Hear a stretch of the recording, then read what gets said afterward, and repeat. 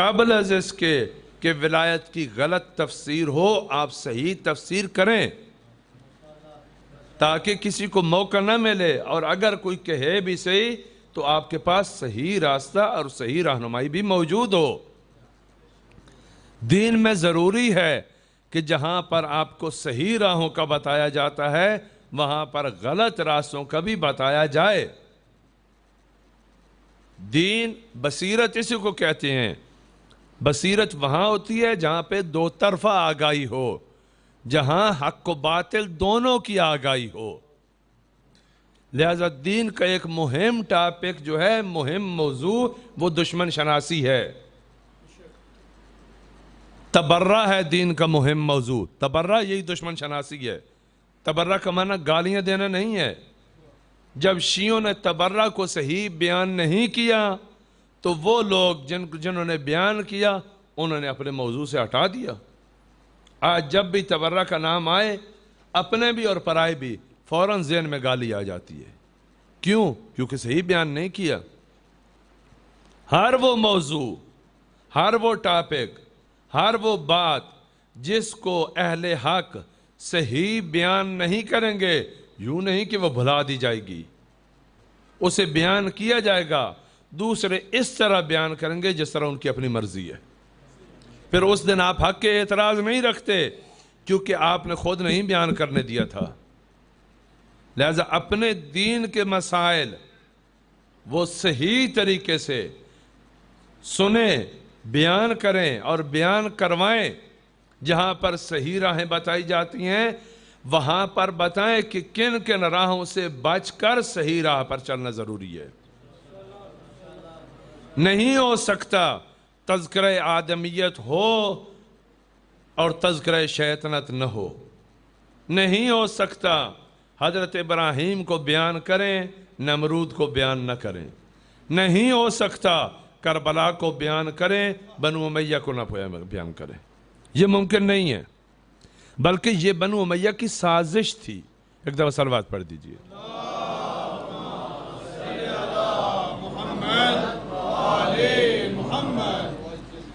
اگر ہمارے ائمہ، توجہ میری طرف رکھنا دوستو، اگر ہمارے ائمہ ان حقائق سے پردہ نہ اٹھاتے، بخدا انسان قیامت تک ان باتوں کو نہیں سمجھ سکتے تھے۔ قیامت تک ان باتوں کو نہیں سمجھ سکتے تھے۔ نہیں سمجھ سکتے تھے کہ کوفہ میں اپنے گھروں میں بیٹھنے والوں کا کربلا میں کیا رول ہے۔ گھر بیٹھ کر انہوں نے کربلا میں کیسے ظلم کیا، نہیں سمجھ سکتے تھے۔ یہ وہ ملکہ عصمت تھیں، نبی زادی تھیں، جنہوں نے اہل کوفہ کے چہروں سے پردہ ہٹایا کہ خبردار یہ گمان کرنا کہ میرے بھائی کے قاتل وہی ہیں جنہوں نے تیر چلایا، تم گھروں میں بیٹھ کر ان سے کم قاتل نہیں ہو۔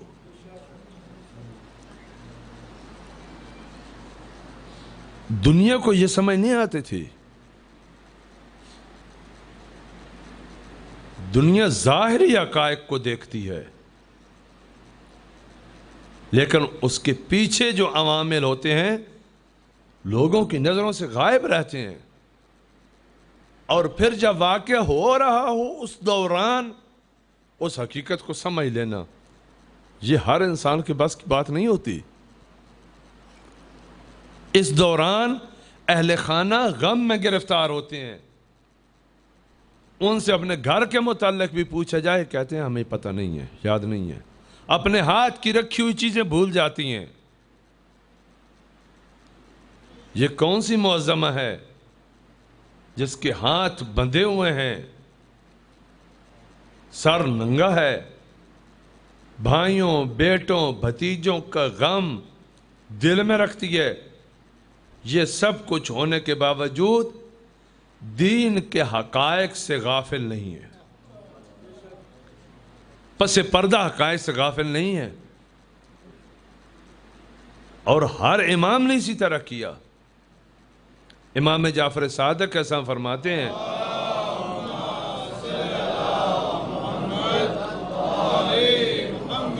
فرماتے بنو امیہ کی ایک سیاست ہے، شیعہ متوجہ رہو اس سیاست سے، کہیں اس میں گرفتار نہیں ہونا۔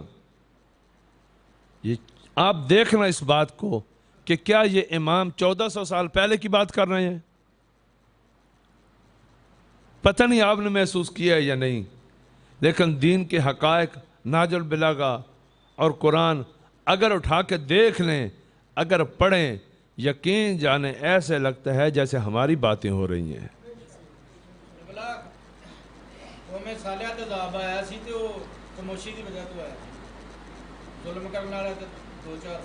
جی صلوات پڑھ دیجئے۔ بالکل ایسے ہی ہے۔ امام جعفر صادق ایسا فرماتے ہیں ان بنی امیہ اطلق الناس تعلیم الایمان، بنی امیہ نے لوگوں کو ایمان کی تعلیمات، توجہ کرنا، ایمان کی تعلیمات سیکھنے کے لیے، حاصل کرنے کے لیے آزاد چھوڑ دیا تھا کہ اس پر کوئی پابندی نہیں ہے کہ دین کی بات، ایمان کی بات یہ لوگوں کو بتائیں، یہ سکھائیں، یہ ضروری ہے۔ کن کی بات ہو رہی ہے؟ بنو امیہ کی۔ امام، یہ چھٹے امام کا فرمان ہے کہ بنی امیہ دینی تعلیمات کے لیے لوگوں کو آزاد چھوڑتے تھے کہ آپ جائیں، جو جس مذہب کا ماننے والا ہے، جس فرقے کو فالو کرتا ہے، جائے جس شخصیت کو مانتا ہے، جائے دین کی تعلیمات سیکھے۔ ظاہری بات جب سیکھنے پر پابندی نہیں تھی تو سکھانے پر بھی پابندی نہیں تھی، پس ایمان کی تعلیمات سیکھنے اور سکھانے پر پابندی نہیں تھی۔ ایک دوسرا رخ بھی ہے، وَلَٰكِنْ وَلَمْ يُطْلِقُ تعلیم الشرک، لیکن نہ بیان کرنے والوں کو نہ سننے والوں کو شرک کی تعلیم کی اجازت نہیں تھی۔ بات سمجھیں، ایمان کی اجازت تھی، لیکن وہ چیزیں جن کی وجہ سے شرک پھیلتا ہے وہ سیکھنے کی اجازت نہیں تھی۔ کہ ایمان کی باتیں جن سے ایمان میں اضافہ ہوتا ہے وہ سیکھیں، لیکن وہ چیزیں جن سے شرک سے بچا جاتا ہے وہ نہ سیکھیں، یہ اجازت نہیں ہے۔ میں آپ کو مثال دیتا ہوں، صلوات پڑھ دیجئے۔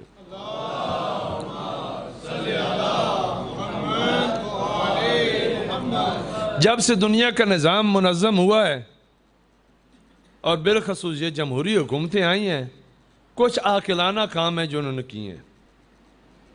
اس کا مطلب یہ نہیں ہے کہ ان کی تائید ہو رہی ہے، بعض باتیں ہیں جو عقلی سی باتیں ہیں۔ رات میں تقریباً رات کے آخری حصے میں آئے قرآتی، پتہ نہیں آپ نے نام سنا ہے یا نہیں، آئے محسن قرآتی موجود ہیں ابھی، یہ شہید بیشتی کے ساتھ جا رہے تھے۔ شہید بیشتی ایران کی ایک انقلابی شخصیات میں سے تھے، انقلاب سے پہلے کی بات ہے۔ رات میں جا رہے تھے، شہید بیشتی گاڑی چلا رہے تھے، اتنے میں جو ہے ریڈ سگنل لگ گئے، کہیں چاروں طرف کوئی بھی نہیں تھا، کوئی گاڑی وغیرہ بھی نہیں تھی، رات کہیں 1-2 بجے کا ٹائم تھا تہران میں۔ شہید بیشتی رک گئے، آئے محسن قرآتی نے انہیں کہا کہ آصف ابھی تو کوئی بھی نہیں ہے تو چلیں، کہا نہیں صبر کریں، رکے۔ تو آئے محسن قرآتی نے کہا کہ آپ تو نظام کے مخالف ہیں، آپ تو اس سسٹم کے مخالف ہیں۔ تو شہید بیشتی نے جواب دیا کہ میں اس نظام کا مخالف ہوں، لیکن میں امت میں نظم کا مخالف نہیں ہوں۔ میں نظام کا مخالف ہوں، نظم کا مخالف نہیں ہوں۔ نظم اور چیز ہے، نظام اور چیز ہے، حکومتی سسٹم اور چیز ہے، شہنشاہ ہے، بے شک شہنشاہ رہے، لیکن یہ قوانین، یہ عقلی قوانین ہیں، یہ جواز نہیں ہوتا کیونکہ حکومت ایسی ہے، کیونکہ حکومت قوانین کی رعایت کرنے والی نہیں ہے، کیونکہ حکومت اس طرح دینی نہیں ہے، لہذا میں جو جی چاہے کروں، یہ جواز نہیں ہے۔ لہذا میں بجلی چوری کروں، پانی چوری کروں، گیس چوری کروں، ظلم کروں ایک دوسرے کو، نانا یہ نظم سے تعلق رکھتی ہیں چیزیں۔ خوب جب سے یہ حکومتیں آئی ہیں، بالخصوص جمہوری حکومتیں، انسانوں کے نظم کے لیے ایک قوانین انہوں نے کچھ بنائے ہیں، وہ ہیں ٹریفک کے اشارے، ٹریفک کے قوانین۔ پھر رہنمائی ٹریفک کے اشاروں کے ذریعے سے دیتے ہیں چلنے والوں کو۔ تو جہاں پر کھلی راہوں کے اشارے ہیں کہ آگے یہاں جمپ ہے، یہاں رفتار آہستہ کریں، یہاں اتنی رفتار میں چلیں، یہاں آگے کام ہو رہا ہے، دیکھتے ہیں سڑک پہ چلتے ہوئے آپ سائن بورڈ لگے ہوئے ہیں، آپ مختلف سائن بورڈوں کو دیکھتے ہیں۔ جہاں پر بند گلیاں ہوں وہاں کا بھی ایک سائن بورڈ ہے، ایسے ہی ہے یا نہیں؟ ٹی کی طرح بنا ہوا ہوتا ہے، اوپر سے سرخ ہوتا ہے، ریڈ ہوتا ہے۔ اس کا مطلب کیا ہے کہ اگر آپ اس گلی میں گھس گئے، داخل ہو گئے، آگے نہیں جا پائیں گے، راستہ بند ہے، دائیں بائیں بھی نہیں جا پائیں گے، راستہ بند ہے، پھر آپ کو ریورس آنا پڑے گا۔ جن پاؤں گئے تھے الٹے پاؤں واپس آنا پڑے گا۔ یہ دنیا ہے۔ دنیا میں کچھ گلیاں ایسی ہیں کہ جو بند گلیاں ہیں، اگر ان میں چلے گئے تو آگے تو نہیں جا پائیں گے لیکن پیچھے مڑ سکتے ہیں۔ دین میں کچھ گلیاں ایسی ہیں جو اس طرح نہیں ہیں، ان میں جانا آسان ہے، پھر ریورس گیئر نہیں ہے، پھر مڑ نہیں سکتے وہاں پر۔ تو جہاں پر کھلی راہوں کی تعلیم دی گئی ہے، کھلی راہوں کے لیے سائن بورڈ ہیں، وہاں پر بند گلیوں کی بھی علامات ہوتی ہیں۔ ان بند گلیوں میں جن سے واپس آیا جا سکتا ہے، تو وہ بند گلیاں جن سے واپس ہی نہ آ سکے ان کے لیے سائن بورڈ کتنا ضروری ہے۔ قرآن فرماتا ہے شرک وہ بند گلی ہے کہ جس میں اگر داخل ہو گئے واپس نہیں آؤ گے۔ ان اللہ لا یغفر ان یشرک بہ، جس نے قرآن میں فرمایا کہ میں سارے گناہ معاف کر دوں گا، سب گناہ معاف کر دوں گا، فرماتا ہے شرک کو معاف نہیں کروں گا۔ شرک معاف نہیں ہے۔ یہ علماء کی بات نہیں ہو رہی، علماء خدا سے زیادہ غفور الرحیم ہے، بعض وہ شرک معاف کر دیتے ہیں، بڑی آسانی سے معاف کر دیتے ہیں۔ خدا کی بات ہو رہی ہے، خدا غفور الرحیم شرک کو معاف نہیں کرتا۔ ان اللہ لا یغفر ان یشرک بہ، اگر شرک کیا پھر معافی نہیں ہے، شرک کی توبہ نہیں ہے۔ وَيَغْفِرُ مَا دُونَ ذَلِكَ لِمَن یشاء، باقی جو بھی گناہ کرو وہاں پر اگر بند گلی میں گئے واپس آنے کے لیے ریورس گیئر لگا سکتے ہو، کوئی حرج نہیں ہے، توبہ کر سکتے۔ توبہ کا معنی ریورس گیئر ہے، رجوع ہے، یعنی جیسے واپس پلٹو۔ توبہ یہ توبہ نہیں ہے، توبہ ریورس گیئر ہے، جتنا چل کے آگے گئے ہو اتنا چل کے واپس آ جاؤ، پیچھے آ جاؤ، یہ توبہ ہے۔ دین میں حقیقی توبہ کا یہ کنسپٹ ہے۔ بھائیوں پر ظلم کیا ہے، خوب جو ظلم کیا اس کے جبران کرو، نہ کہ فقط میں معافی چاہتا ہوں، نہ جو ان کے حقوق کھائے ہیں وہ حقوق ادا کرو، جتنی حد تک ادا کرنے کے ہیں وہ ادا کرو۔ اب اس میں فقط خاندانی بھائی بھی آ جاتے ہیں اور مومن بھائی بھی آ جاتے ہیں۔ جو لوگ اکٹھے ہوتے ہیں مل کر کام کرتے ہیں، ایک دوسرے کے حقوق ضائع ہو جاتے ہیں، نہ چاہتے ہوئے بعض دفعہ ہو جاتے ہیں، تو وہاں پر دو چیزیں ہوتی ہیں، جہاں جبران کر سکتے ہو جبران کرو، جو نہیں جبران کر سکتے وہ ایک دوسرے سے معافی مانگو، ساتھ ساتھ اپنا حساب کتاب کلیئر کرتے رہو تاکہ آگے بڑھ سکو۔ لہذا وہ بند راہیں ہیں جہاں پر جاؤ اور پیچھے مڑ کے نہ آ سکو، خدا نے فرمایا ہے کہ یہاں نہیں جاؤ۔ وہاں بڑا سائن بورڈ لگایا ہے، ٹھیک ہے نا، ایسا سائن بورڈ لگایا ہے،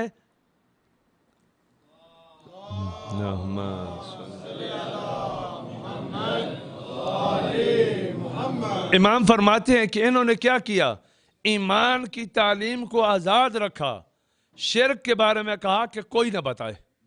توجہ میری طرف رہے، بجلی تو آتی جاتی رہے گی، آپ اتنے تو نہیں ہے کہ آپ، ہاں جی ایک دفعہ پھر صلوات پڑھ دیجیے۔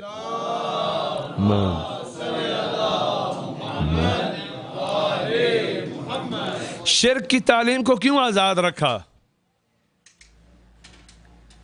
آزاد کیوں نہیں رکھا کہ شرک کے متعلق کوئی بات نہ کرے؟ امام فرماتے ہیں وجہ یہ تھی، نہیں چاہتے تھے یہ لوگ لیکن اذا حملوہم علیہ لم یعرفوہ، انہوں نے بند گلی میں سائن بورڈ کیوں نہ لگایا؟ اس وجہ سے نہیں لگایا تاکہ اگر کوئی داخل ہونا چاہے تو ہو جائے، اسے پتہ ہی نہ چلے کہ میں کہاں جا رہا ہوں۔ کیونکہ جب شرک کی راہوں کی معرفت نہیں ہوگی تو شرک کی راہ میں چلے جائیں گے، انہیں پتہ ہی نہیں ہوگا کہ یہ شرک ہے۔ لہذا جہاں توحید کی تعلیم دی، ایمان کی تعلیم دی، دین نے کہا شرک بھی سیکھیے۔ انہوں نے کیا کہا غلط راہوں کو چھوڑ دو، فقط سیدھی سیدھی باتیں کرو، ادھر ادھر کی باتیں نہیں کرو۔ جو حقیقی ولی ہیں ان کا بتائیے، جو جعلی ولی ہیں یار چھوڑیے، نہیں دوسروں کی مخالفت مول لیں۔ وہ جو غلط راہ ہیں ان کا نہیں بتائیں، صحیح راہ کا بتائیں، فقط اپنی بات کریں، فقط اپنی بات۔ کتنی اچھی بات ہے یہ، بنو امیہ نے کیسے دھوکہ دیا، کہا فقط اپنی بات کرو، فقط ایمان کی بات کرو۔ اتنے زیادہ ہمارے مشرک بھائی ہیں، ہماری ان کے ساتھ رشتہ داریاں ہیں، تو کیا ضرورت ہے آپ ان کو رد کرنے کی؟ انبیاء نے کیا کیا؟ رسول اللہ نے آپ کو عرض کیا کہ پہلے دن مشرکوں کی مقدس ترین چیز پر ہاتھ رکھا۔ مقدس ترین چیز کیا ہے؟ عقیدہ۔ عقیدے میں مقدس ترین چیز خدا۔ چھوٹے موٹے گناہوں کو نہیں چھوڑا، کہا یہ خدا صحیح نہیں ہے، اصل پر ہاتھ رکھا کہ یہ خدا صحیح نہیں ہے۔ خوب، اسی وجہ سے وہ سارے اکٹھے ہو گئے، معاشرے میں اختلاف ہو گیا، متحد معاشرہ اختلاف ہو گیا۔ کس وجہ سے؟ رسول اللہ کی وجہ سے، کیونکہ پہلے سارے شرک پر اکٹھے تھے، پھر کیا ہوا؟ کچھ مومن ہو گئے، کچھ مشرک ہو گئے، معاشرہ دو حصوں میں بٹ گیا۔ پس رسول اللہ نے اختلاف ڈال دیا۔ کون سا اختلاف؟ توحید و شرک والا۔ اہل ایمان کو اہل شرک سے اپنی راہیں جدا کرنا پڑتی ہیں، اور وہاں پر اتحاد بہانہ نہیں ہونا چاہیے۔ اتحاد کا مطلب یہ نہیں ہوتا کہ غلط راہوں پر بھی متحد ہو جائیں، اتحاد کا مطلب یہ ہوتا ہے کہ صحیح راہوں پر اکٹھے رہیں، نہ کہ غلط اور صحیح ہر راہ پر اکٹھے رہیں۔ دین میں فقط وحدت معیار نہیں ہے، بلکہ صحیح راہ پر رہتے ہوئے اکٹھا رہنا معیار ہے۔ قرآن نے یہی تو بیان کیا ہے، وَاعْتَصِمُوا بِحَبْلِ اللَّهِ جَمِيعًا، خدا کی رسی کو اکٹھے پکڑو، نہ کہ خدا کی رسی بھی ہو شیطان کی رسی بھی ہو پھر دونوں کو بائیں ڈال لو۔ نہ خدا کی رسی اور شیطان کی رسی دونوں کو اکٹھے گلے نہیں لگانا۔ لہذا جہاں پر صحیح ولایت کے معنی ہیں، وہاں پر جو جعلی ولایت کی دکانیں کھلی ہوئی ہیں ان کے بارے میں بھی معرفت ضروری ہے، اگرچہ ان کے بارے میں جب معرفت ہم بیان کریں گے یا بیان ہوتی ہے بات تو اس کا انکار ہونے کا زیادہ احتمال ہوتا ہے، کیونکہ وہ راہیں دوسروں سے مربوط ہیں، اور یہ وہ دین کی مشکل راہ ہے۔ یہاں ہے کہ دین مشکل بن جاتا ہے کہ جب ایک صحیح راہ کو بیان کرنا ہے ساتھ غلط راہوں کو بھی بیان کرنا ہے، تاکہ مومن اس طرح نہ ہو کہ غلط راہ میں جائے تو اسے پتہ نہ چلے۔ فرمایا بنو امیہ کی سازش تھی کہ ایمان کے جس طریقے سے ایمان حاصل ہوتا ہے، تعلیم ایمان بیان کرو، ایمان کی تعلیم دو، لیکن شرک کی تعلیم نہ دو۔ لوگوں کو نہ بتاؤ کہ شرک کیا ہوتا ہے، گول مول باتیں کر دو، مشترکہ الفاظ استعمال کر دو۔ کیوں؟ تاکہ لوگوں کو پتہ ہی نہ چلے کہ شرک کیا ہے۔ اگر کہیں پر کوئی آدمی آ کر شرک بیان کر رہا ہو تو لوگ سامنے سے واہ واہ کریں کہ ماشاءاللہ جو نقطہ آپ نے بیان کیا آج تک کسی نے نہیں بیان کیا۔ صحیح بتا رہے ہیں کہ جو انہوں نے بیان کیا آج تک کسی نبی نے بھی ایسا بیان نہیں کیا، کیونکہ نبی تو شرک نہیں بیان کرتے تھے، لہذا صحیح بیان کیا۔ جو نقطہ آج آپ نے بیان کیا اس طرح کا نقطہ کسی نے بیان نہیں کیا. وہاں پر کہیں جی ہاں بالکل کسی نبی نے بھی بیان نہیں کیا, کوئی کر بھی نہیں سکتا تھا, کیونکہ یہ وہ غلط راہ تھی کہ جس کو کوئی اہل حق بیان نہیں کرنا چاہتا. آپ نے یہ جرأت کی ہے, آپ نے جواز عطا کیا ہے کہ غلط راہ کو صحیح طریقے سے صحیح پیراؤں میں آ کر بیان کریں. ولایت کی ہر جگہ دکان کھلی ہوئی ہے. عرض کیا یہ وہی سب ولایت تشریعی ہیں. ہماری زندگی کا سارا سروکار ولایت تشریعی سے ہے. ہم یوں کہیں ہمارا اور دین کا رابطہ جس راہ سے ہوتا ہے وہ راہ ولایت تشریعی ہے. اگر ولایت تشریعی کو صحیح بیان نہ کیا جائے ہم دین سے کٹ جائیں گے.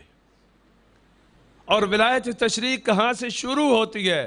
جو اس کا سب سے بڑا اور سب سے مہم پہلو ہے وہ ہے رسول اللہ کے بعد خلافت کا. یہاں سے یہ ولایت شروع ہوتی ہے. یہیں سے مسلمانوں کا آپس میں اختلاف ہے. رسول اللہ خدا صلی اللہ علیہ وآلہ وسلم نے غدیر کے روز یہ ولایت بیان کی تھی.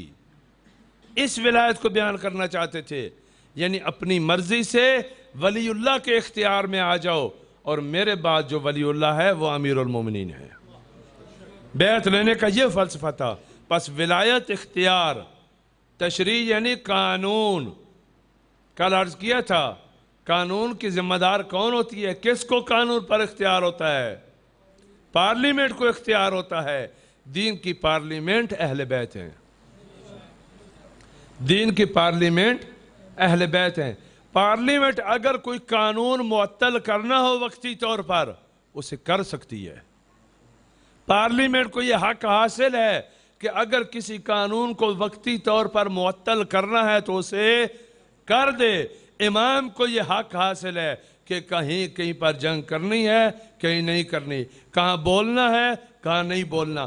ہمارے ذہن میں آ رہی ہے یہ بات ٹھیک ہے, لیکن امام منع فرما رہے ہیں, کہہ رہے ہیں آپ کے ذہن میں آ رہا ہے, دلیلیں بھی بنا لو گے, لیکن خبردار نزلونا عن الربوبیہ, ہمیں رب نہ کہنا. وقولوا فی فضلنا ما شئتم, پھر ہمارے فضائل پڑھو جتنا جی چاہے پڑھو. ولن تبلغوا, اور آپ نہیں پہنچ سکتے.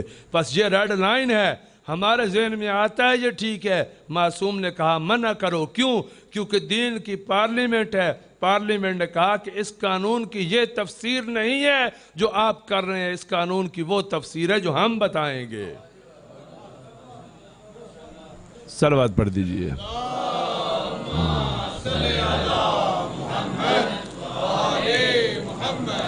یہ دین کی پارلیمنٹ ہے. اس پارلیمنٹ کو اختیار ہے. کتنا اختیار ہے؟ رسول اللہ نے فرمایا کہ اتنا اختیار ہے کہ اتنا آپ کو اپنے اوپر نہیں ہے. اس دین کی پارلیمنٹ کو کتنا اختیار ہے؟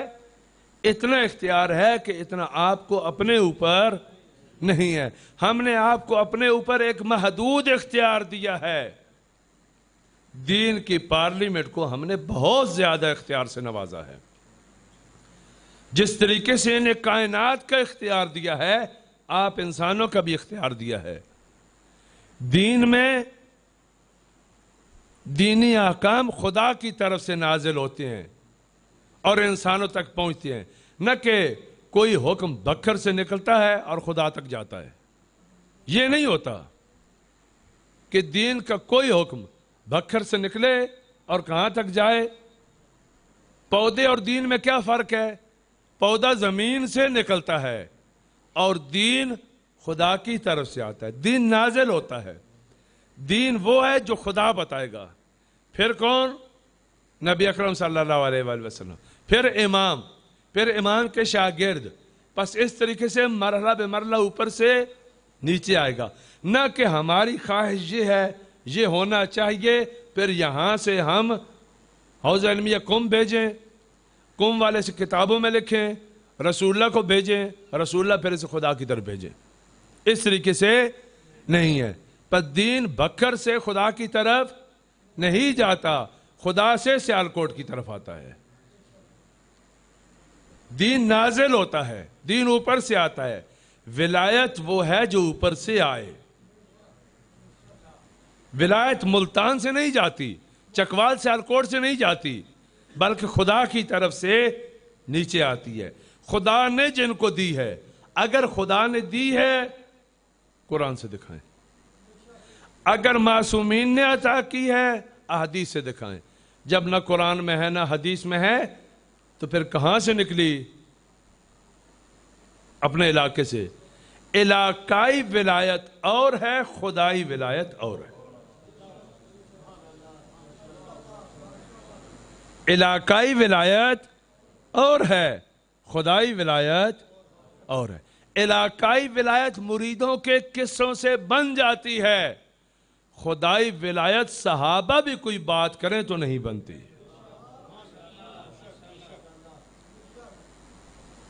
علاقائی ولایت عام لوگ سوشل میڈیا پر چند کلپ بنا کر ڈالیں, وائرل کریں, لوگوں کے ذہنوں پر چھا جائیں, بن جائے گی.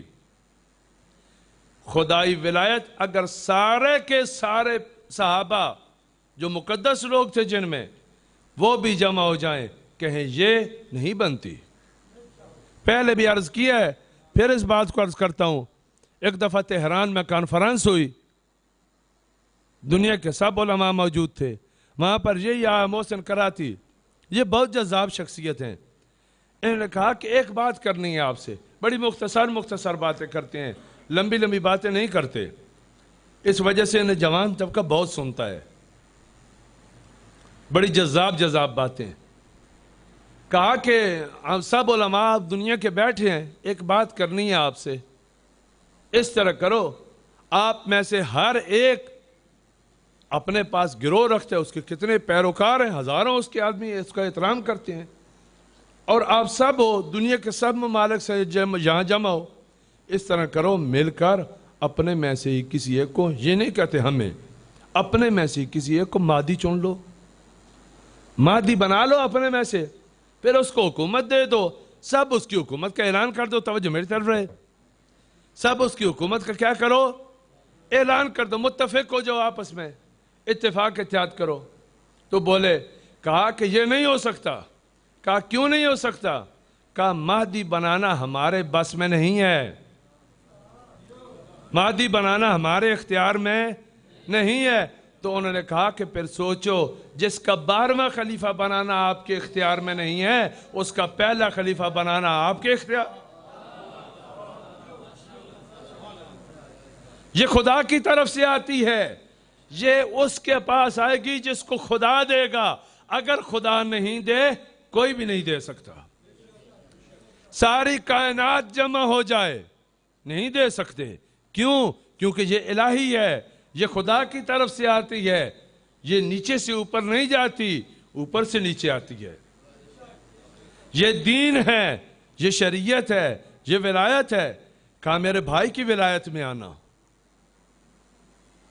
میرے بھائی کی سرپرستی میں آنا. کون سی سرپرستی؟ فرمایا دین کی ہو یا دنیا کی. شیعہ کے ہاں امامت کی تعریف ہی یہی ہے, آج سے لے کر ابتدا تک, وہاں سے لے کر آج تک امامت کی تعریف ہی یہی ہے کہ ریاست عامہ فی امور الدین و دنیا, کہ دین و دنیا کی سرداری, دین و دنیا کی سروری. ہمارے ہاں جیسے امیر المومنین عقیدے کے امام ہیں, فقہ کے بھی وہی امام ہیں. یوں نہیں ہے کہ ہم فقہ کسی اور سے لیں گے. لہذا غلط تصور ہے کہ شیعہ بھی ایک فرقہ ہے. آج کل یہ موضوع بہت زیادہ قابل زیر بحث ہے کہ فرقوں کی جنگ ہے. کہتے ہیں یہ بھی فرقہ, وہ بھی فرقہ. میرے دوستو, شیعہ فرقہ نہیں ہے, یہ ذہن میں رکھنا. شیعہ فرقے بعد میں بنے, شیعہ پہلے تھے. فرقے رسول اللہ کی رحلت کے بعد بنے. اس بات کو دہراؤ, اس بات کو اپنے امت کو, اپنے دوستوں اور بھائیوں کو بتاؤ کہ دیکھا دیکھی دوسروں کو کہتے ہیں یہ بھی فرقہ وہ بھی فرقہ. یہ تو دشمن نے ملانے کے لیے کیا تھا. جب مجتہد کنٹرول نہیں ہو رہے تھے تو کہا کہ ان 4-5 کو آگے کر دو, باقی خبردار کوئی بات کرے. جب 4 کو آگے کیا تو کہا پھر ان کو بھی ان کے ہم ردیف کر دو, جعفری کو بھی ان کے ہم ردیف کر دو. ان کے نام یہ ہو گئے, ان کا نام جعفری رکھ دو. ورنہ شیعہ کی فقہ جعفری نہیں ہے، یہ فقہ باقری بھی ہے، یہ فقہ زین العابدینی اور فقہ ساجدی بھی ہے، یہ فقہ حسینی بھی ہے، حسنی بھی ہے، علوی بھی ہے اور نبوی بھی ہے۔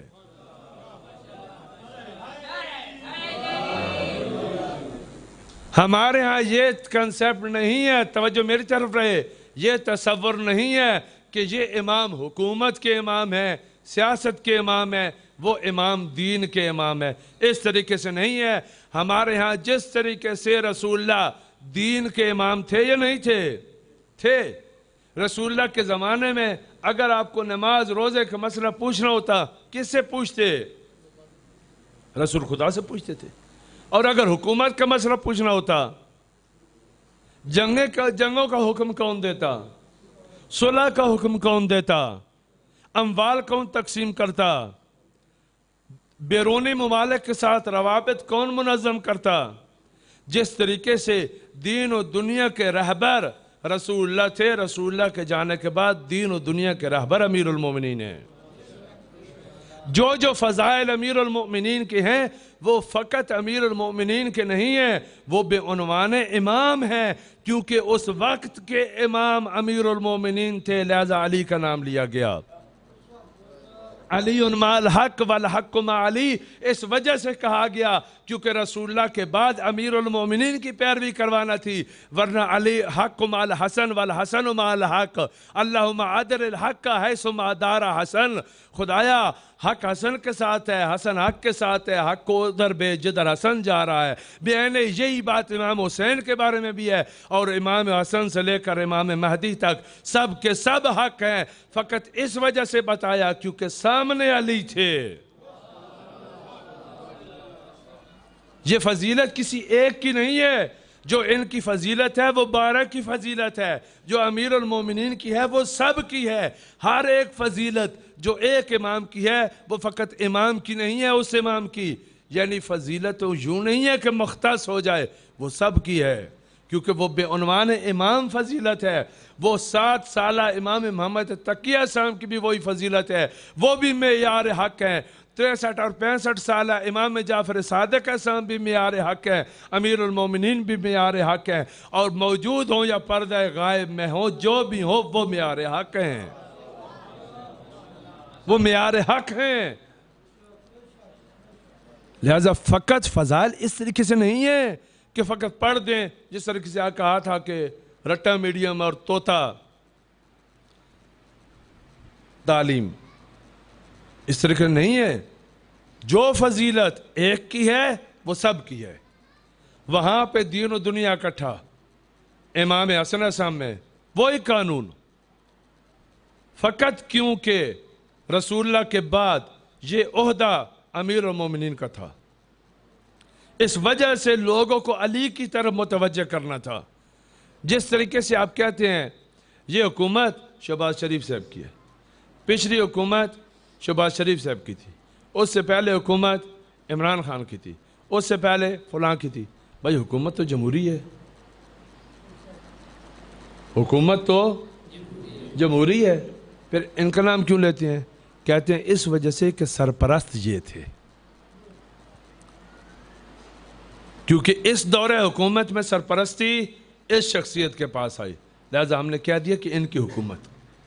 پچھلے دور میں سرپرستی ان کے پاس تھی، لہذا ہم نے کہہ دیا ان کی حکومت۔ اس سے پچھلے دور میں اسی طریقے سے، پس جو ظاہر ہے، لہذا ولایت علی میں اور ولایت نبی میں کوئی فرق نہیں ہے، فقط اتنا ہے جب برسر اقتدار علی ہو تو کہیں گے ولایت علی ہے، جب نبی ہو تو کہیں گے ولایت نبی ہے، اس میں کوئی فرق نہیں ہے۔ جیسے آپ کو رسول اللہ کی ولایت میں اپنے اختیار سے آنا ہے اور لازمی ہے، ایسے ہی امیر المومنین کی ولایت میں آنا ہے۔ کوئی یہ نہ کہے وہ تو نبی تھے، یہ غیر نبی ہیں۔ ایک استدلال یہی کرتے تھے، کہتے جب نبی نہیں ہے تو حکومت کا مسئلہ ہے، چھوڑو یار کیا کرنا ہے، جب نبی تو کوئی بھی نہیں ہے، جیسے علی جیسے دوسرے۔ نہ، اس طرح نہیں ہے، یہ خدا کی طرف سے منتخب تھے، یہ ولایت تشریع تھی، یعنی قانون پر اختیار۔ کون سا قانون؟ قانون ملک و مملکت، قانون ریاست اس پر اختیار کربلا کیوں بپا ہوئی؟ کس لیے بپا ہوئی؟ یزید کے خلاف۔ یزید کون ہے؟ حکومت کا والی۔ وہ کہتا تھا میری ولایت میں آؤ۔ بیعت مانگنا یعنی کیا؟ یعنی مجھے قبول کریں۔ کہا کہ نہیں، آپ ہمیں قبول نہیں ہیں۔ کیوں؟ کیونکہ یہ حق آپ کو حاصل نہیں ہے۔ یہی بات مامون نے امام رضا اعظم سے کہی۔ مامون نے کیا کیا؟ امام رضا اعظم سے کہی، لیکن مختلف انداز میں۔ توجہ میری طرف رہے۔ اس نے ڈائریکٹ کہا کہ میری بیعت کرو۔ مامون نے کیا کہا امام رضا اعظم کو؟ پتہ نہیں آپ نے وہ فلم دیکھی ہے یا نہیں، آج کل یہ اچھا وہ ہے فلما دی گئی یہ چیزیں۔ فرمایا کہ آپ میری ولایت قبول کریں، یعنی میری طرف سے ولیعہد بنے۔ یعنی میں بادشاہ ہوں، ولیعہد کون ہوتا ہے؟ وہ بڑا بادشاہ۔ یعنی جب میں چلا جاؤں دنیا سے پھر حکومت کس کی ہوگی؟ آپ کی ہوگی۔ یزید نے کیا کہا تھا کہ میری بیعت کرو، کوئی عہدہ آپ کو دوں یا نہ دوں وہ میری مرضی، میری سرپرستی میں آؤ۔ مامون نے کیا کہا آپ میرے ولیعہد بن جاؤ، یعنی حکومت کا لالچ دیتا ہوں کہ آپ کو حکومت ہی چاہیے نا، میں کر لوں، میرے بعد آپ کو حکومت مل جائے گی۔ امام حسن نے وہاں پر ایک جواب دیا، کہا اگر یہ ولایت تیرا حق ہے تو تجھے حق نہیں ہے کہ کسی کو دے، اور اگر یہ تیرا حق نہیں ہے تو پھر بھی نہیں دے سکتا، کیونکہ تیری ہے ہی نہیں۔ بات سمجھ آئی؟ کہ اگر یہ تیری اپنی ہے، تیری ذاتی ہے، خدا نے تجھے دی ہے، تو پھر دوسرے کو کیوں دیتا ہے؟ جب خدا نے آپ کو دی ہے تو پھر کسی کو نہیں دے سکتے، اور اگر خدا نے دی ہی نہیں ہے تو تیرے پاس ہے ہی نہیں، پھر مجھے کیا دو گے؟ کون کہتا ہے کہ امام حسین اعظم کے علاوہ کسی امام نے قیام نہیں کیا؟ نوع نگاہ فرق کرتی ہے۔ جیسے ظالم نے بیعت کا مطالبہ کیا، اسی طریقے سے ہر حسین کی اولاد نے انکار کیا۔ یہ فقط ایک نہیں ہے، ہر امام نے اسی طریقے سے انکار کیا۔ جو آدمی گھر میں بیٹھ کے اللہ اللہ اللہ کی تسبیح پڑھے، اسے کوئی آ کے شہید کرتا ہے؟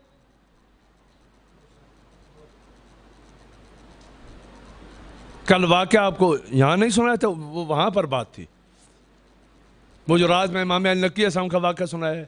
کتنے لوگ تھے وہاں پہ؟ میرے خیال میں اکثریت نہیں تھی رات میں۔ چلو میں پھر سناتا ہوں، صلوات پڑھ دیجیے۔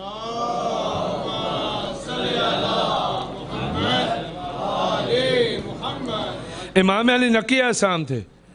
مامون نے کہا، متوکل نے کہا کہ میں اپنا اقتدار دکھاؤں۔ کہا کیسے؟ کہا اپنی فوج کو حکم دیا کہ ایک ایک بورا، وہ جو حیوانوں پر رکھتے ہیں اوپر اس میں مٹی وغیرہ ڈالنے کے لیے، کہ ایک ایک بورا مٹی کا لے آؤ اور وہاں پر اس صحرا میں جا کے ڈال دو۔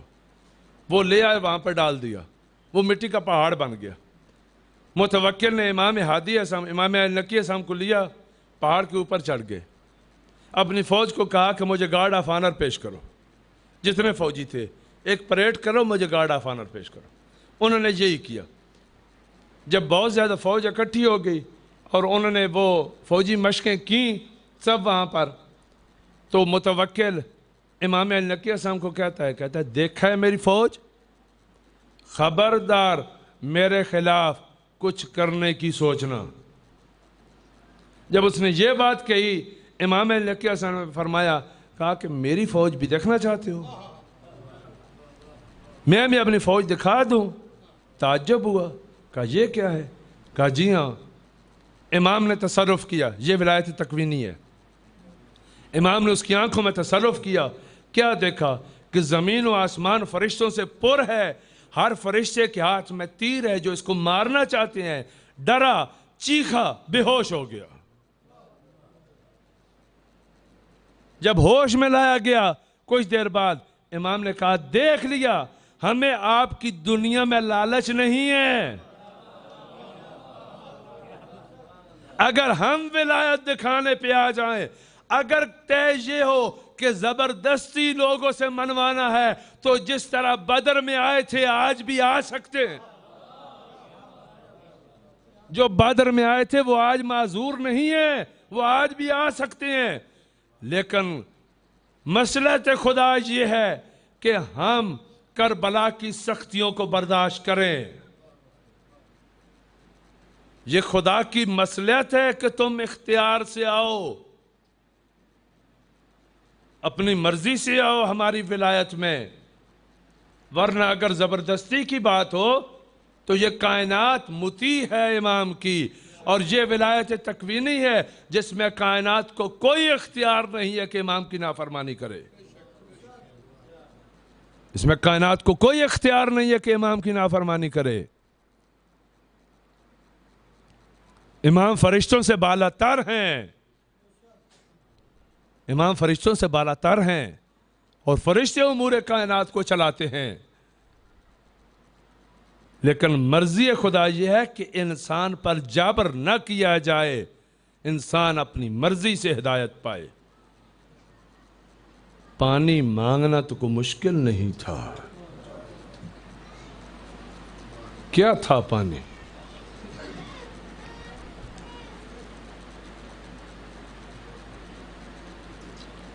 مجھے معلوم نہیں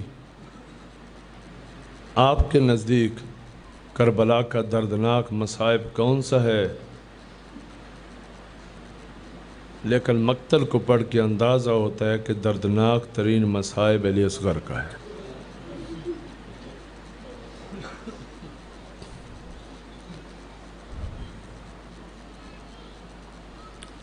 حضرت علی اصغر کے مصائب میں دو منفرد چیزیں ہیں جو کسی مصائب میں نہیں ہیں. ایک یہ ہے کہ حضرت علی اصغر کی شہادت کے وقت امام حسین نے حبشیوں کو یاد کیا، اور دوسری یہ ہے کہ حضرت علی اصغر کی شہادت کے وقت خدا نے امام حسین کو تسلیت پیش کی، کہا حسین تیرے اصغر کا بہت دکھ ہے.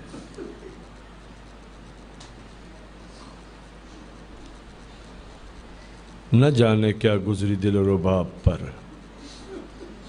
نہ جانے کیا گزری. بس اتنی سی بات ہے کہ جب تک زندہ رہی سائے پہ نہیں گئی.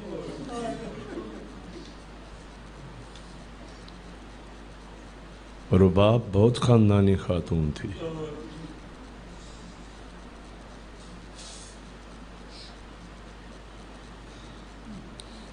کہا میرے سید و سرور، آپ کا جنازہ دھوپ پر دیکھ کے جا رہی ہوں، جب تک زندہ رہوں گی کبھی سائے میں نہیں جاؤں گی.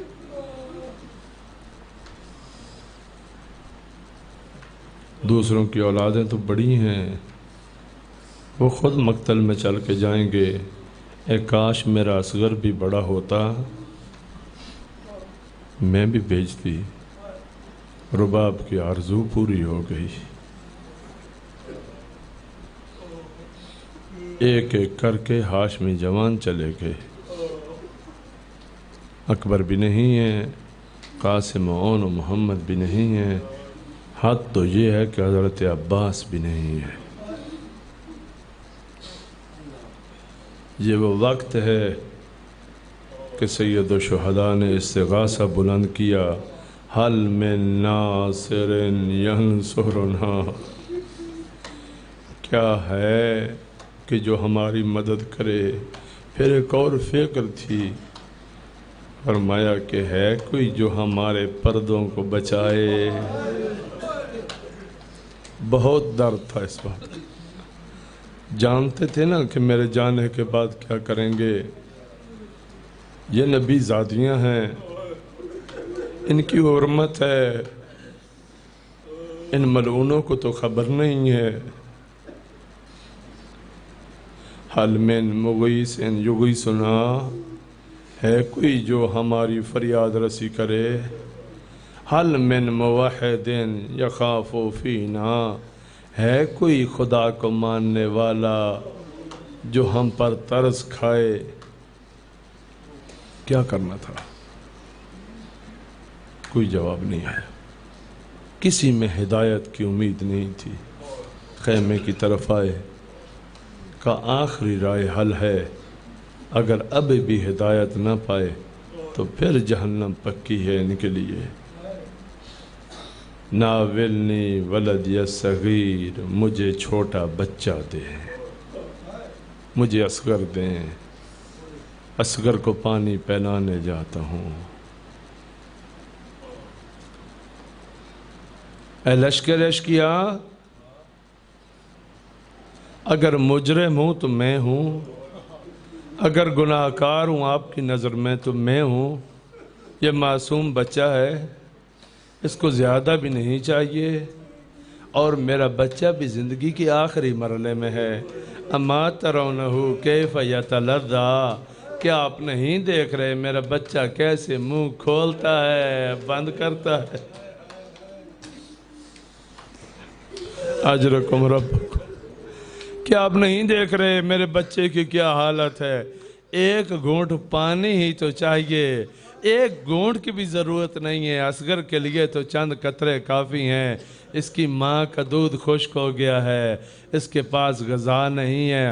یہ معصوم بچہ آل رسول کا ہے، جن کے صدقے تم مسلمان ہوئے، جن کے صدقے پانی پی رہے ہو، اس بچے کو پانی کا ایک قطرہ دے دو۔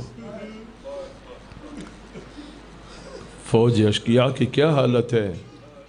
کہتے ہیں لشکریوں نے منہ پیچھے کر لیا اور گریہ کرنے لگ گئے۔ بعضوں نے کہا یار حسین کو دے دو، کچھ کہتے تھے نہیں آپ پینا ہے، کہا نہیں بچہ ہے، اس کا تو کوئی قصور نہیں ہے۔ جب فوج میں اختلاف دیکھا تو عمر سعد ہرملہ کے پاس آیا، کہا ہرملہ کیا نہیں دیکھ رہا کہ میری فوج میں اختلاف ہو رہا ہے؟ تو کیا اسے چھوٹا سپاہی سمجھتا ہے؟ یہ تو اتنا بڑا سپاہی ہے کہ اگر میری فوج نے صبح تک ابھی تک شکست نہیں کھائی، جو صبح سے لڑ رہے ہیں تو ابھی میری فوج شکست کھا جائے گی۔ جنگوں میں عزیزوں دو قسم کے تیر ہوتے ہیں، یا جوانوں کو مارنے کے لیے یا گھوڑوں کو مارنے کے لیے۔ بچوں کے لیے کسی جنگ میں کوئی تیر نہیں ہوتا۔ اس ملعون کے پاس جوانوں کو مارنے والے تو تیر نہیں تھے، لیکن گھوڑوں کو مارنے والا تیر تھا۔ مجھے معلوم نہیں اس چھوٹے سے بچے کو شہید کرنے کے لیے کیوں فقط ہرملہ کے پاس ہی آیا، جو اتنا ملعون تھا اور اتنا ظالم تھا۔ نہ جانے ان کا آل رسول کے ساتھ کیا دشمنی تھی۔ عزیزو، اونٹ کو نہر کیا جاتا ہے اور گائے بھینس کو ذبح کیا جاتا ہے۔ تیر کا کام ہوتا ہے سوراخ کرنا، تیر نہ نہر کرتا ہے نہ ذبح کرتا ہے۔ مقتل کے عجیب لفظ ہیں۔ اس ملعون نے تیر اپنا کمان میں جوڑا، جب کمان میں جوڑا اور امام حسین علیہ السلام کا نشانہ رکھا، علی اصغر کے گلے کا نشانہ رکھا، مقتل کے لفظ ہیں۔ اور یہ واقعیت بھی ہے کہ تیر کا وزن زیادہ تھا، اصغر کا وزن کم تھا۔ یہ تیر آیا، یہ تیر لگا، اس تیر نے سوراخ نہیں کیا۔ ذُبِحَ الطِّفْلُ مِنَ الْأُذُنِ إِلَى الْأُذُنِ، ایک کان سے دوسرے کان تک، وَمِنَ الْوَرِيدِ إِلَى الْوَرِيدِ، ایک رگ سے دوسری رگ تک علی کا یہ چھوٹا علی ذبح ہو گیا۔ اجرکم ربکم، امام کیا کریں؟ یہاں وہ وقت تھا کہ ہاتف غیبی کی ندا آئی، صبرن یا حسین، حسین اصغر کی مصیبت پر صبر کرنا۔ ملک الموت نے اور ہاتف غیبی نے حضرت علی اکبر کی شہادت پر امام حسین کو صبر کا نہیں کہا، علی اصغر کی شہادت پہ یہ کہا۔ امام نے حضرت علی اصغر کے گلے کے نیچے ہاتھ رکھا، جو چند قطرے خون گرا، معصوم فرماتے آسمان کی طرف پھینکا، یہی خون ہوگا جس کو حضرت زہرا قیامت میں لے کر آئیں گی اور کہیں گی خدایا حکم کر میرے اصغر کا کیا قصور تھا۔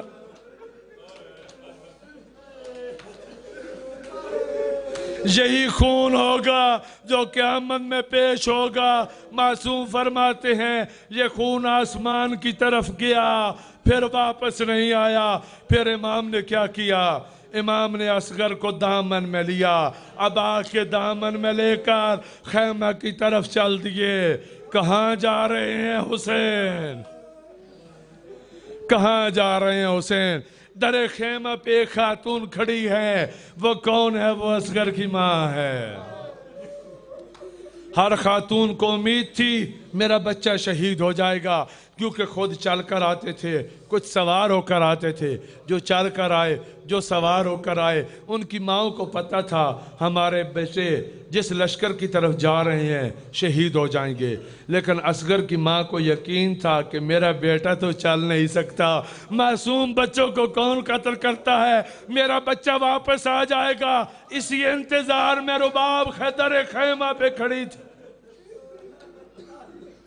مختار نے ابو خلیق کو پکڑا، اس ملعون کو، اور اس سے پوچھتے ہیں، کہتے ہیں بتا کربلا میں کوئی ایسا لحظہ تھا جہاں پہ آپ کا دل بھی جل گیا ہو، آپ کا دل بھی نرم ہوا ہو؟ کہتا ہے ہاں، ایک وقت تھا جہاں پر میں نے دعا کی کہ اے کاش میں مر گیا ہوتا، اے کاش میں نہ ہوتا اور یہ منظر نہ دیکھتا۔ کہا بتا وہ کون سا منظر تھا؟ کہا وہ منظر تھا کہ جب امام حسین اصغر کو لے کر خیمے کی طرف جا رہے تھے، جو ہی خیمے کے نزدیک گئے سامنے دیکھا رباب کھڑی ہے، کہا میں رباب کو کیا کہوں، پیچھے مڑ آئے۔ کچھ دیر آگے، کیونکہ ہر شہید کے استقبال کے لیے حضرت زینب آتی تھی، یہ پہلا شہید ہے جس کے استقبال کے لیے رباب آئی۔ کوئی سوچتا ہی نہیں تھا کہ اصغر کو شہید کر دیا جائے گا۔ امام کی نگاہ رباب پر پڑی، واپس آ گئے، پھر آگے بڑھے، پھر دیکھا پھر رباب کھڑی ہے، پیچھے لشکر اشقیاء ہے، آگے بچے کی ماں ہے۔ کیسے خبر دے ماں کو؟ سکینہ دوڑتی دوڑتی آئی، کہتی ہے خوش ہو کے کہتی ہے بابا بھیا مجھے دو، میرے بھیا پانی پی آئے۔ امام کیا کہے؟ امام نے ماں کو خبر دینا چاہی، دامن ہٹایا، ماں کی نگاہ بچے کے گلے پر پڑی، چیخ پڑی رباب، کہتی ہے مثلوں کا ینہار، ہائے میرے لال، کیا آپ جیسوں کو نہر کیا جاتا؟ ہائے میرے لال، کیا آپ جیسوں کو اس طرح نہر کیا جاتا ہے؟ پھر کیا ہوا؟ کہ اس کے بعد کچھ دیر بعد امام حسین پشت خیمہ پر چلے گئے اور پشت خیمہ پر جا کر اصغر کے جنازے کو دفن کر دیا۔ مختار روئے، اتنا روئے کہ روایت میں ہے بے ہوش ہو گئے۔ جب مختار کو ہوش آئی تو مختار نے کہا ظالم اس وجہ سے دفن کر دیا کیونکہ جانتے تھے کہ آپ سر قلم کر لیں گے، امام نہیں چاہتے تھے اصغر کا سر کوئی قلم کرے۔ ابو خلیق کہتا ہے کہاں یہ ہوا؟ کہا پھر کیا ہوا؟ کہا 11ویں کے دن سروں کو گنا گیا، حرملہ نے کہا کہ میں نے اصغر کو مارا تھا۔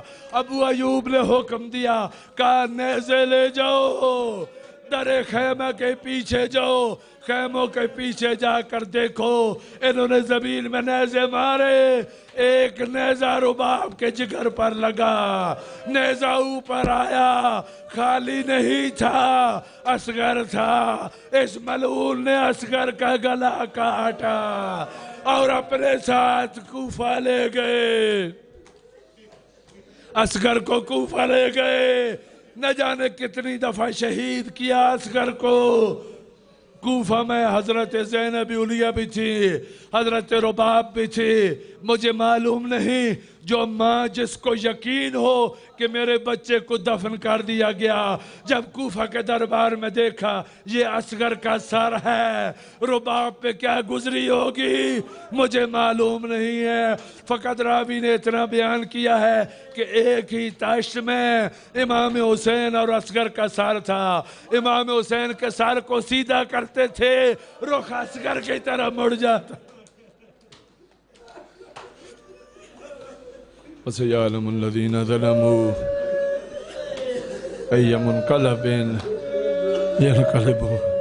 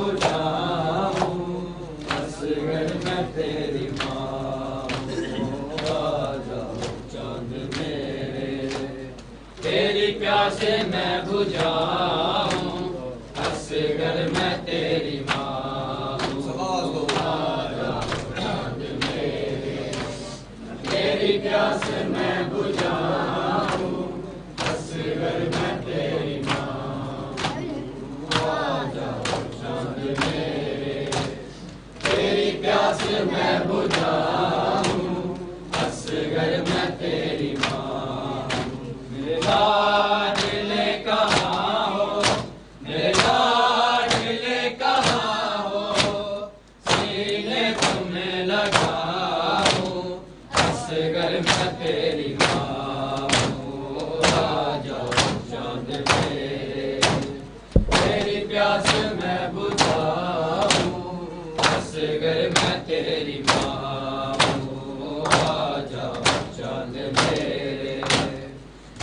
پیاس میں بجھاؤں اصغر میں تیری ماں آ جا چاند میرے تیری پیاس میں بجھاؤں اصغر میں تیری ماں آ جا چاند میرے تیری پیاس میں بجھاؤں اصغر میں تیری ماں بیٹا تمہارا قاتل میرے سامنے کھڑا ہے جانے کیوں ہنس رہا ہے چادر بھی لٹ چکی ہے منہ کس طرح چھپاؤں اصغر میں تیری ماں ہوں آ جا چاند میرے تیری پیاس میں بجھاؤں اصغر میں تیری ماں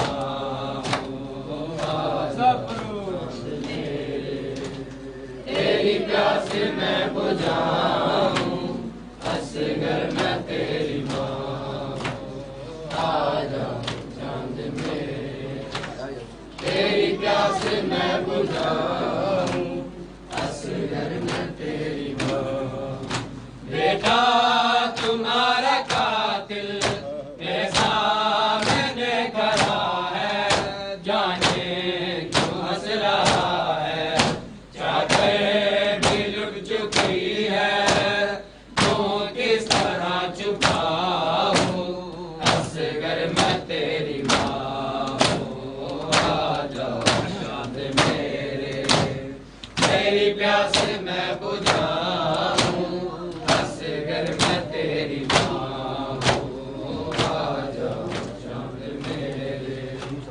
تیری پیاس میں بجھاؤں اصغر میں تیری ماں مل کے بڑھو سارے چاند میرے تیری پیاس میں بجھاؤں اصغر میں تیری ماں تیرے جھولے کا سکینہ رو رو کے چومتی ہے تجھے گھر میں ڈھونڈتی ہے تیری موت کی خبر میں کیسے اسے سناؤں اصغر میں تیری ماں ہوں آ جا چاند میرے تیری پیاس میں بجھاؤں اصغر میں تیری ماں ہوں سارے پڑھو چاند میرے تیری پیاس میں بجھاؤں اصغر میں تیری ماں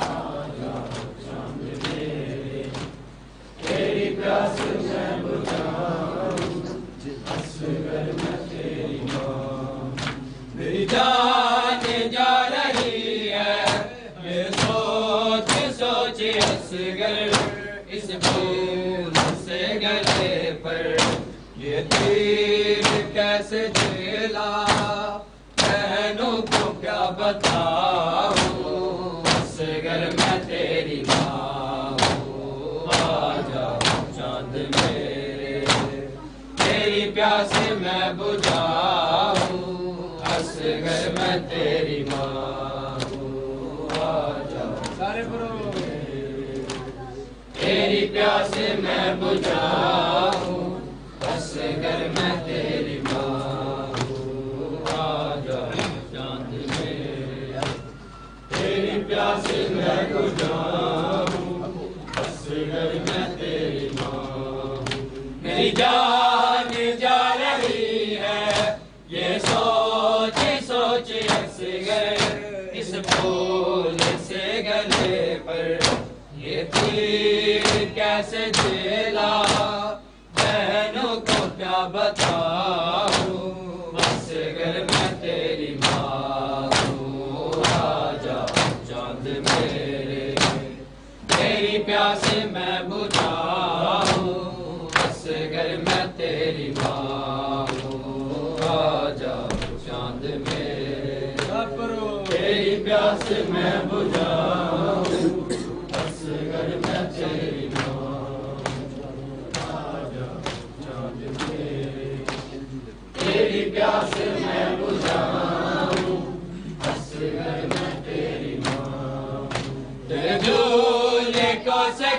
مدینہ رو رو کے چومتی ہے تجھے گھر میں ڈھونڈتی ہے تیری موت کی خبر میں کیسے اسے سناؤں اصغر میں تیری ماں ہوں آ جاؤ چاند میرے تیری پیاس میں بجھاؤں اصغر میں تیری ماں ہوں آ جاؤ چاند میرے تیری پیاس میں بجھاؤں اصغر میں تیری ماں ہوں آ جاؤ چاند میرے تیری پیاس میں بجھاؤں اصغر میں تیری ماں ہوں آ جاؤ چاند میرے تیری پیاس میں بجھاؤں اصغر میں تیری ماں بیٹا تمہارا قاتل میرے سامنے کھڑا ہے جانے کو ہنس رہا ہے چادر بھی لٹ چکی ہے تو کس طرح چھپاؤں اصغر میں تیری ماں ہوں آ جاؤ چاند میرے تیری پیاس میں بجھاؤں اصغر میں تیری ماں ہوں آ جاؤ چاند میرے تیری پیاس میں بجھاؤں اصغر میں تیری ماں آ جاؤ چاند میرے تیری پیاس میں بجھاؤں اصغر میں تیری ماں آ جاؤ چاند میرے تیری پیاس میں بجھاؤں اصغر میں تیری ماں میری جان جا رہی ہے یہ سوچ سوچ اصغر اس پھول سے گلے پر یہ تیر کیسے جھیلا بہنوں کو کیا بتاؤں اصغر میں تیری ماں ہوں آ جا چاند میرے تیری پیاس میں بجھاؤں